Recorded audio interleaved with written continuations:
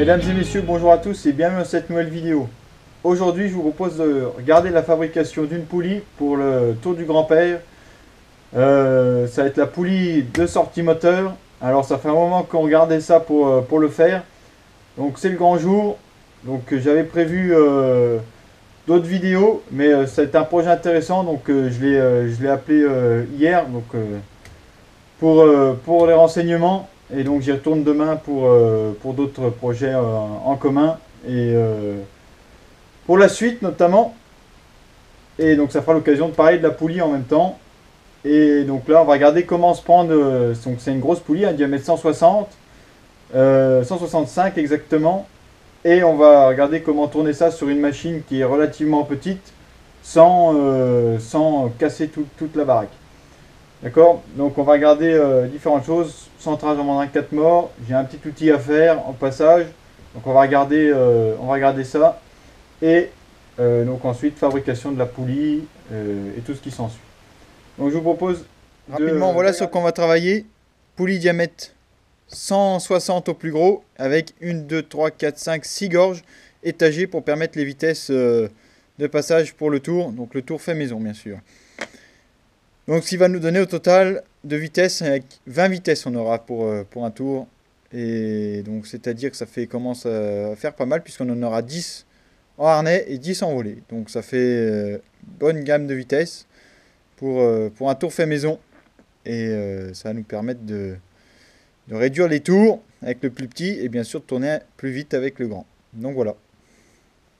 Donc j'ai regardé rapidement dans le GDI. Hein. Donc c'est un bouquin qui est très pratique pour tout. On retrouve rapidement des informations. C'est assez théorique, mais là, je veux dire, ça a bien sa place dans un atelier ou même dans un bureau. Moi, je sais que j'en ai deux, et en haut et ici. Et donc ça me permet d'avoir toutes mes... à chaque fois tomber sur ce que je cherche, sans éviter de passer par internet et de trouver à chaque fois chercher des choses inutiles. Donc voilà, ici la gorge, donc moi c'est une taille A 13, donc 13 par 8, donc la plus petite taille A. Et donc après on regardera pour les gorges, c'est pour ça que j'y tourne demain, pour regarder les gorges, le positionnement, etc. Donc aujourd'hui on va plus se concentrer sur l'ébauche et la fabrication d'un outil fait maison, qui va me permettre de le tourner. Donc voilà le brut. Donc le brut est un bout d'XC 18, donc un acier mi-dur, il me semble. Est-ce que c'est du dur ou du mi-dur ou du doux? Je ne sais plus. Donc on peut le faire en aluminium aussi, mais il préférait l'acier, donc on va le faire en acier. C'est lui le chef. Et donc pour répondre à votre question, est-ce que l'XC38, l'XC18 est un acier? Oui ou non dur? J'y répondrai dans une prochaine prise de vue parce que je ne trouve plus la page. Mais je sais que c'est marqué là-dedans. Ça l'est marqué, donc on verra bien. Donc alors, on va déjà commencer par un centrage parce que déjà on peut voir que le brut tourne pas rond. On peut s'attendre à ça quand on voit ça. Donc ça c'est du laminé à chaud, ça tourne pas rond. C'est un bout de barre. Donc c'est une chute qu'il a acheté lui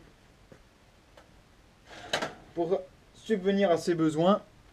Et donc là, ce que je vous propose, c'est quand vous voulez centrer une pièce, une telle taille dans un mandrin 4 morts, ce que je vous propose, c'est utiliser un repère, style Trusquin ou toute autre chose. Hein.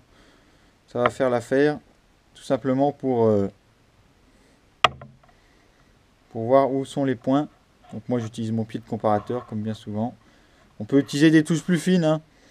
Mais bon, je préfère utiliser ça. Hop, on se met en repère. Et on regarde à combien on est. On regarde où est-ce qu'il faut forcer. Et où est-ce qu'il faut desserrer. Donc là, on peut bien voir qu'il faut serrer ici. Donc là, je serre.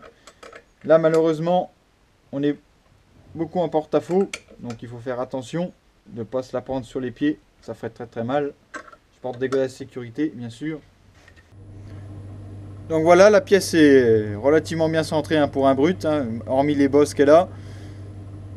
Donc pourquoi j'utilise un mandrin 4 morts? Tout simplement pour permettre un bon serrage, puisqu'en fait je serre énormément indépendamment des morts, donc sur chacun des morts, donc ce qui fait que je peux avoir vraiment un bon couple de serrage, contrairement à un mandrin 3 morts, parce que là je pourrais monter mon mandrin 3 morts, hein, ça passerait aussi. Mais en taille de mort, par contre ça passerait pas au niveau du serrage, j'aurais plus dans une zone incertaine du serrage, alors que là je suis pratiquement sûr en y allant modérément au début sur les coupes pour enlever la croûte de rouille. Je suis sûr que ça tienne le choc, et donc là juste pour surfacer ça ira bien ici pour dresser, et après je pense utiliser un cymblot en alu pour bien pousser sur le brut pour éviter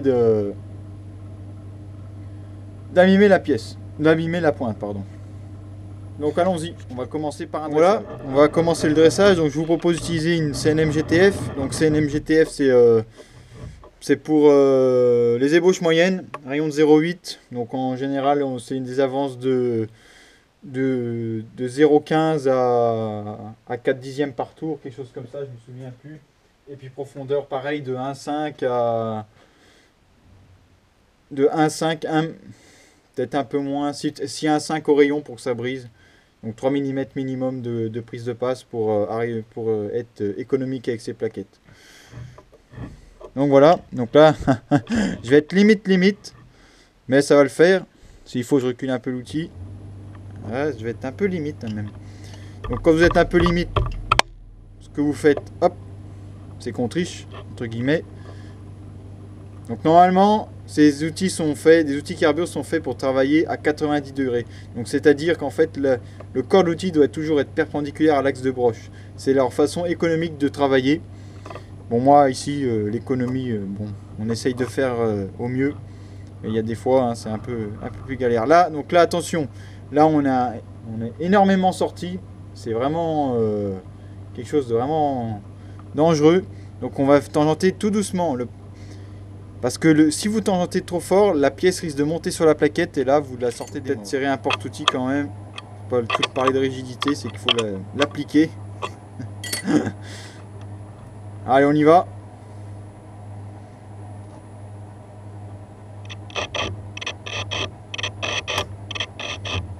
Et on va avancer à 1 dixième par tour. Pour commencer, c'est pas mal.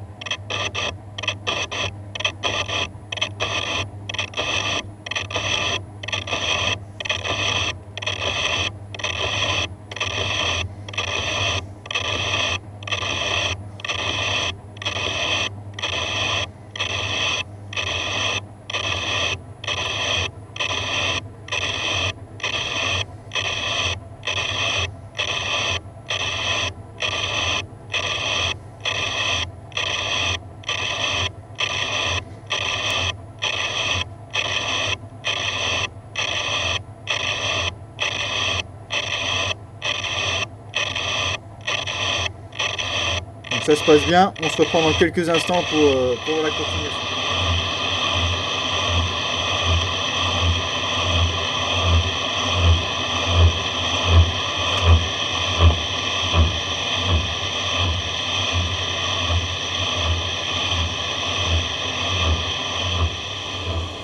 Étant donné que je suis loin du mandrin, pour la vitesse de rotation je suis assez faible. Par contre mon avance est assez forte pour donc là je suis à 2 dixièmes d'avance par tour, tout simplement pour contrer la vibration. Si j'accélère, l'outil rentre dans une vibration et produit un copeau extrêmement moche qu'on ne désire pas avoir. Et donc voilà, c'est pour ça que je tourne lentement mais j'avance assez vite, donc ça compense entre guillemets. Donc là voilà, si j'accélère, là je peux pouvoir accélérer, j'approche du centre. J'ai remis l'arrosage bien sûr. Je préfère toujours ne pas lubrifier quand j'usine la rouille, tout simplement parce que sinon ça fait une espèce de pâte et puis ça colle partout après. Mais bon, exceptionnellement on va faire avec. Hein. Donc là on peut bien voir, le copeau se déroule bien. Je cherche pas la fragmentation parce que j'ai pas pris assez. Je cherche juste à avoir un état de surface correct au centre. Donc là c'est ce que je vais obtenir pour pouvoir poser mon cymblot et ensuite pouvoir dégrossir mieux l'extérieur. Pour ceux qui ne savent pas ce que c'est qu'un cymblot, en voilà un bon exemple. Donc un cymblot de guidage simplement pour hop, une légère pression sans plus. Voilà.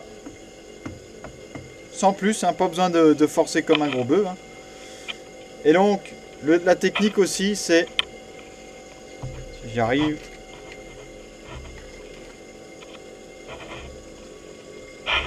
voilà.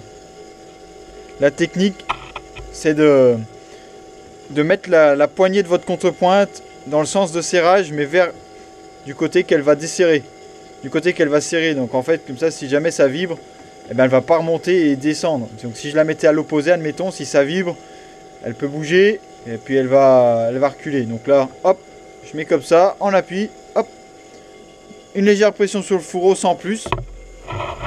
Pas besoin de serrer non plus comme un gros bœuf. Une contrepointe, c'est comme une lunette de tour. Il faut laisser de la liberté à la pièce. Donc on aura l'occasion d'y revenir. Donc là, on va reprendre une passe jusqu'au cymblot. Et là, une fois que le cymblot est mis, vous n'avez pas de souci, hein, moins en tout cas.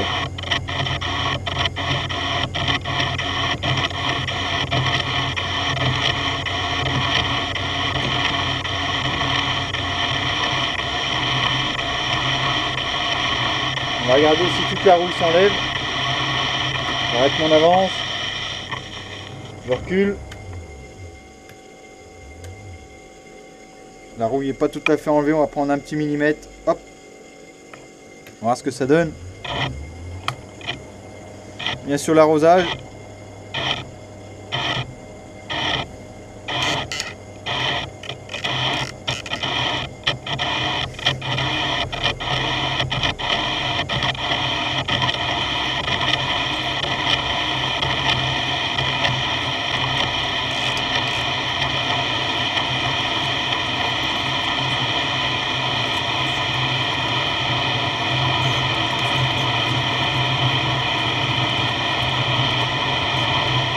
Et voilà.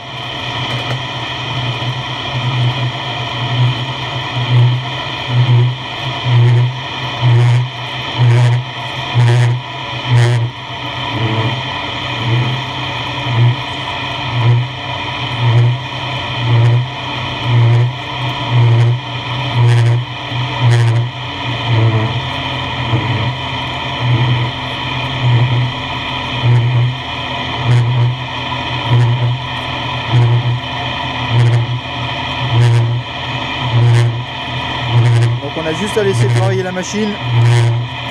Je dépasse comme ça. Hein. Et on va regarder la suite. Donc la suite étant, comme je vous l'ai dit, pour usiner un grand diamètre, le mieux, c'est que je sorte mon outil. Sauf que pour sortir mon outil, mon brut ne passe pas sous le chariot transversal. Donc, il va falloir que je fasse une barre à grains assez costaud pour permettre à mon outil de venir travailler. D'accord ? Comme ça ou comme ça, n'importe. Comme ça si on est en alésage et comme ça en extérieur.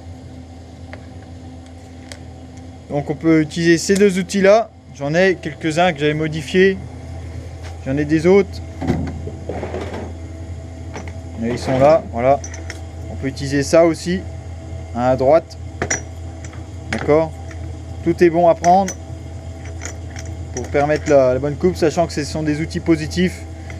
Ça nous permet d'avoir très peu de flexion.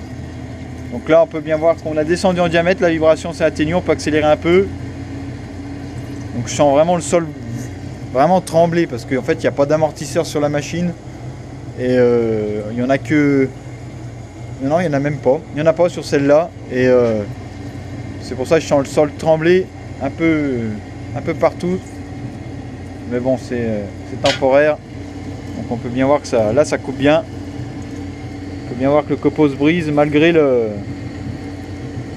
la faible vitesse de coupe. Mais vu qu'on a une forte avance et une profondeur de passe correcte, on peut briser notre copeau, tout simplement. Donc là je suis en C2.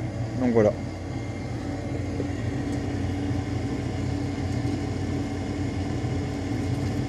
Donc là, ça coupe très très bien. Étant donné que je suis quelqu'un qui préfère les tours, je me suis décidé de tourner le carré au lieu de le fraiser. Donc pour projet de le fraiser et puis pour faire carrément un porte-outil, mais finalement je vais le mettre au rond et faire simplement un méplat ou voire même pas, juste tout simplement pour le décolleter puis le prendre. Donc j'ai pris en mandrin 4 morts concentriques, j'ai monté dans mon 3 morts MCO d'origine, montage entre pointes, j'ai fait le trou de sens à la perceuse à main. Donc là voilà, ça suffit. Donc voilà un bout d'acier que je suis en train de venir de tourner. Donc ça tourne pas spécialement rond, étant donné qu'en fait ici on a la liberté de jouer. Et donc j'ai simplement centré à l'œil, donc ça a l'air de tourner rond quand même pour ce qu'on veut faire. Et au bout je fraiserai simplement.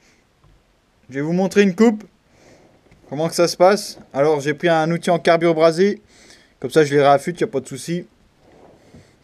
Donc voilà, je tourne à 350 tours, mandrin dans mandrin, et une avance de... Donc j'ai modifié l'avance, c'est pas celle qui est marquée sur le tableau MCO, c'en est une autre que j'avais calculée, il me semble que c'est 0,12 mm par tour, donc c'est une bonne vitesse d'ébauche pour cette machine. On peut voir que ça tracasse.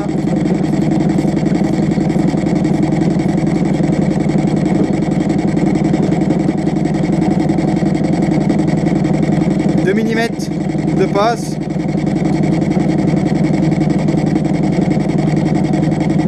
On peut voir que ça coupe relativement bien malgré que ça tracasse. Donc j'utilise pas mal de lube pour huiler tout ça. Ça coupe relativement bien, hein.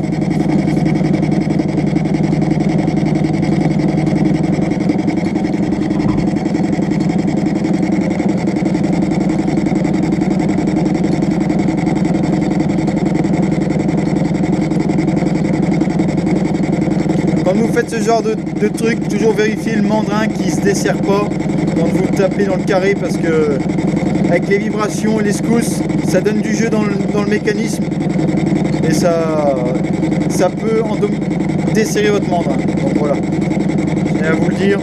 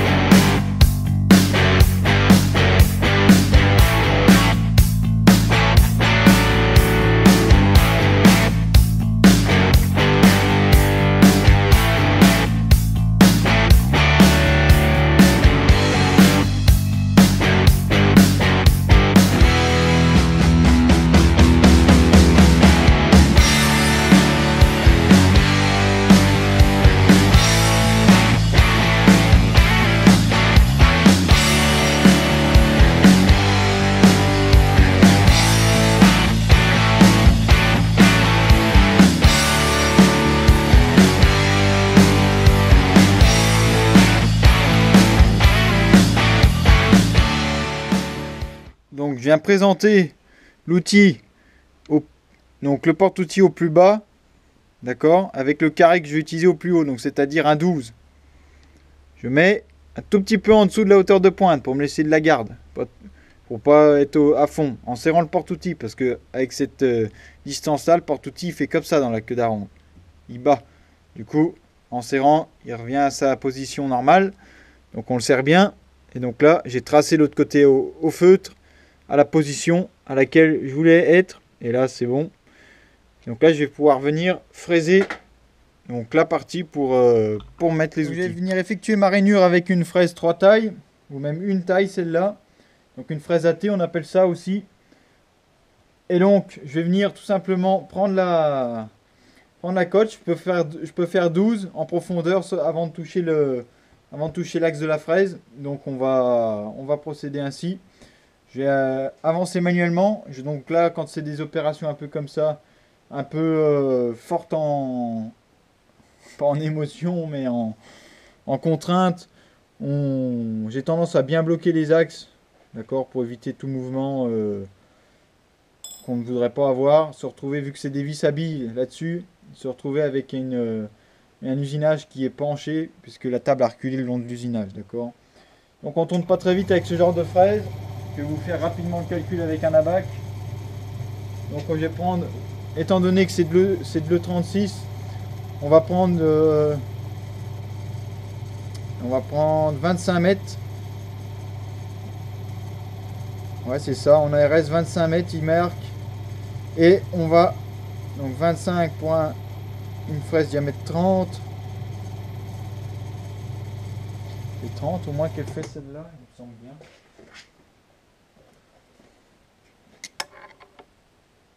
Ouais, c'est ça, 30. Fraise diamètre 30, 25 mètres, on aligne les cadrans. On peut tourner jusqu'à 400 tours. Donc moi je vais tourner déjà à cette vitesse-là. Donc je me suis réglé avec le tachymètre.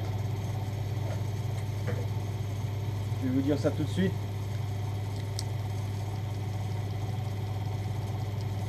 « 250 tours. Donc on peut monter jusqu'à 400, mais étant donné j'ai pas encore vu comment ça allait réagir. Je préfère toujours faire attention plutôt que d'avoir des problèmes par la suite.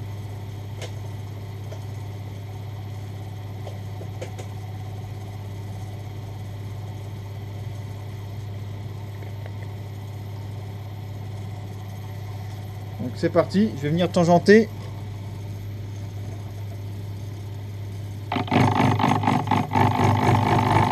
Je vais tangenter. Voilà. Et donc là, je vais prendre la moitié de la hauteur de fraise. On va voir comment ça réagit avec la moitié. Normalement, c'est des fraises qui sont censées être sur presque toute la coupe en même temps. Donc on va voir.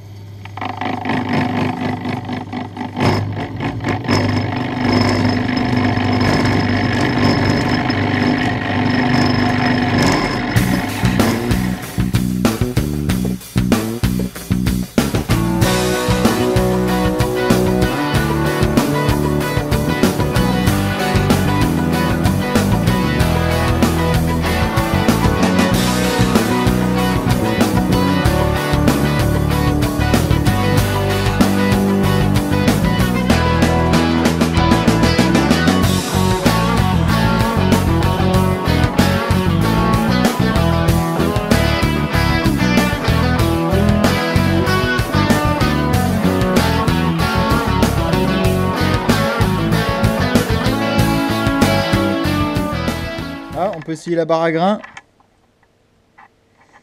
Donc on peut bien voir que ça va super bien. Et donc ça fera largement l'affaire. Donc toujours pareil, on veut toujours que si vous faites des porte-outils, on veut toujours que la rainure soit moins profonde que le corps d'outil généralement accepté. Par exemple, moi, sur mon tour, sur le tour Olin, le carré d'outillage standard est un carré de 16. Donc la rainure fait moins de 16 en profondeur, simplement pour que le corps débouche et que si par exemple on talonne vers un épaulement ou vers les morts, que ce soit d'abord le corps d'outil, que l'arête soit au plus près et dégager le porte-outil tout simplement. Donc voilà. Donc ma prochaine étape, taraudage. Donc ébavurage et taraudage. Pour éviter tout problème, on fait 2 bons chanfreins d'entrée avant le taraudage. Voilà. Et ensuite on taraude. Donc ici je vais tarauder M6 pour mettre de la vis CHI. Qualité 12,9. Pas moins.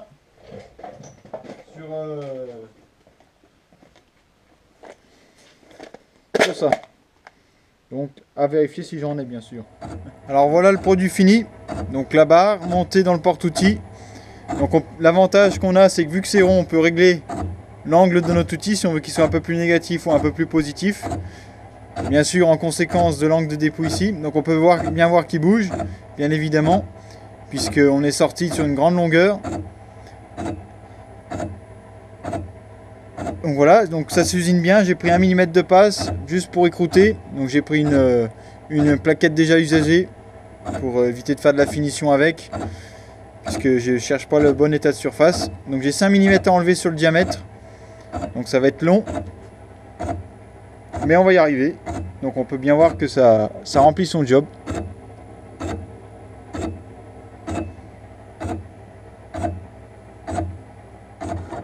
Donc voilà, on a la barre en fonctionnement final. On peut bien voir que ça coupe bien. Bien sûr elle fléchit par les à-coups, mais une fois que je ferai ma finition, elle fléchira en même temps que tout du long. Donc il n'y a pas de souci. Là elle donne des à-coups fatalement puisqu'on est sur du paron.